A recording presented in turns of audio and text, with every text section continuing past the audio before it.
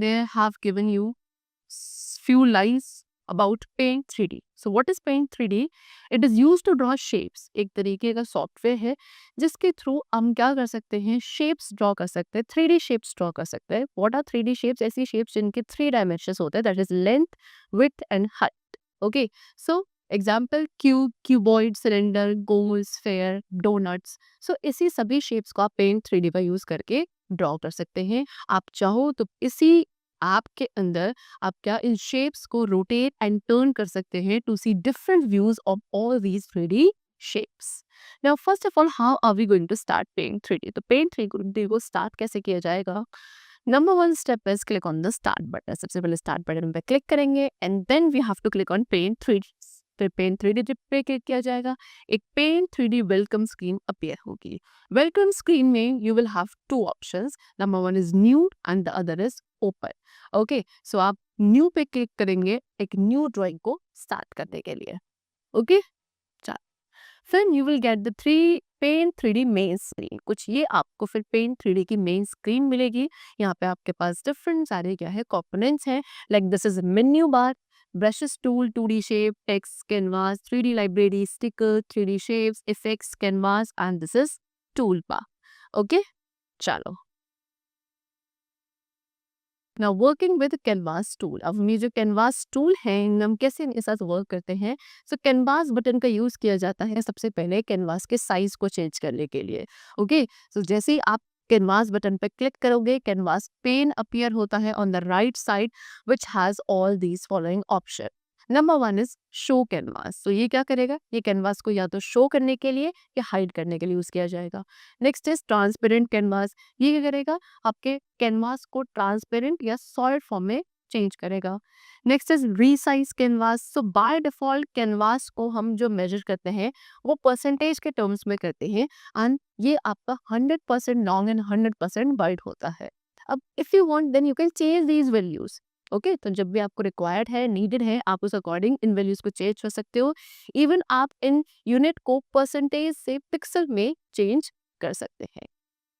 Next is lock icon. Small lock icon locks और unlocks the aspect ratio. अब एक छोटा सा लॉक आइकन होता है जो आपके इस एस्पेक्ट रेशियो को लॉक या अनलॉक कर सकता है. So when check the two values width and height. Okay, so आप चेक करेंगे दो वैल्यूज होंगी विड्थ एंड हाइट के, ये हमारे करंट प्रपोर्शन में हमेशा चेंज होती है.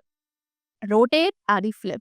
सो द 4 बटन से 4 ऐसे बटन है जो हमें बॉटम में अवेलेबल होते हैं एंड इनके थ्रू हम अपने कैनवास को रोटेट या फ्लिप कर सकते हैं. Next is using 3D library. So what is it? You can insert any ready-made 3D objects. आप चाहे तो कोई भी ready-made 3D objects को अपनी drawing में insert कर सकते हैं from 3D library. Okay, and for this you have to follow the given steps. Number one is click on the 3D library option. सबसे पहले 3D library option पे click करना है and then आपको एक category को select करना है. Example flower, plants.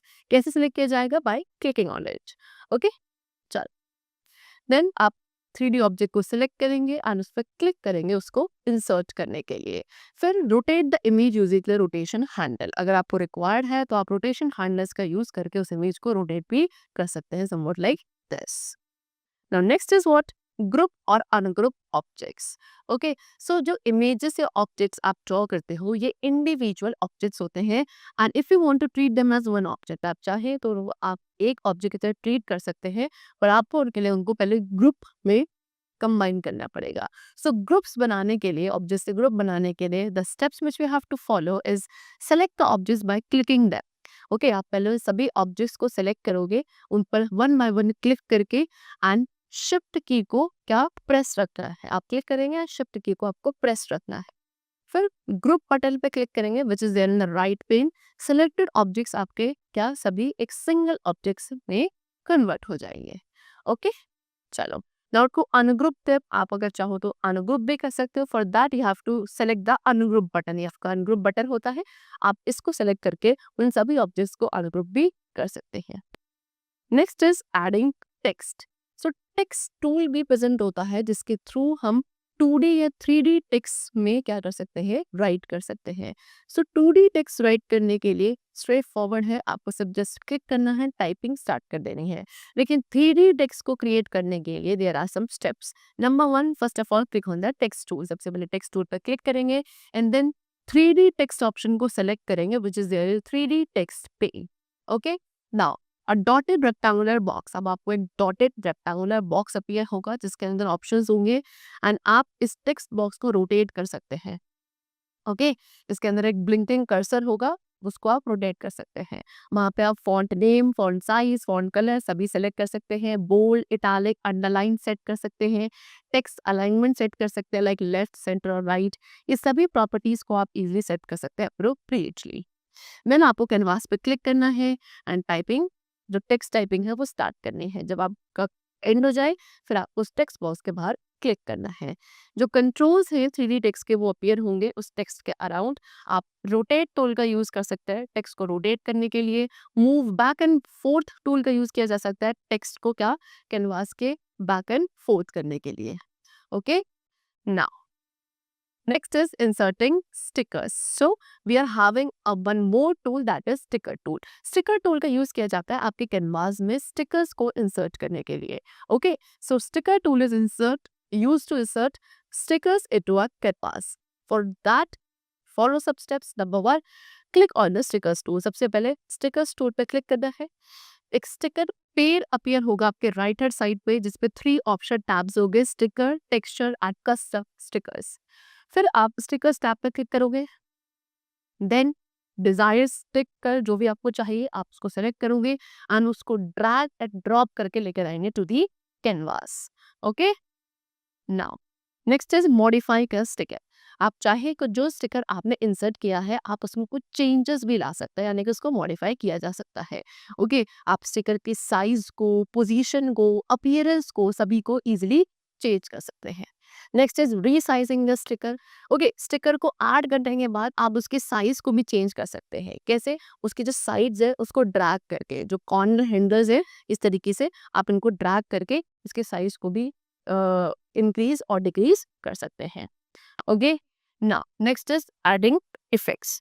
So effect tool is use to include effects. अब एक इफेक्ट टूल होता है जिसका यूज हम इफेक्ट्स को इंक्लूड करने के लिए कर सकते हैं। Okay, so if you want to add effects, for that first of all open your saved paint 3D file. पहले आप अपनी किसी भी पेंट 3D फाइल को जो हमने सेव करी है उसको ओपन करना है। फिर इफेक्ट टूल पे क्लिक करेंगे, इफेक्ट पेंट हमारे राइट हैंड साइड पे अपीयर होगा। फिर जो भी इफेक्ट आपकी चॉइस का है, as per your choice you have to select it and then to enhance or enlighten the effect. If you want आप उस इफेक्ट को एनहांस भी कर सकते हैं, थोड़ा एनलाइटन भी कर सकते हैं। फॉर दैट आपको इस आइकन को रोटेट करना है इफेक्ट्स पेन पर। ओके, चलो, and this will how you will add that effect on your already saved paint 3D file. Ciao. So that's all for the chapter over here. We have completed the chapter and discussed many advanced features of Paint 3D. I hope it was very clear to you. Let's meet very soon. Till then, take care and thanks to all.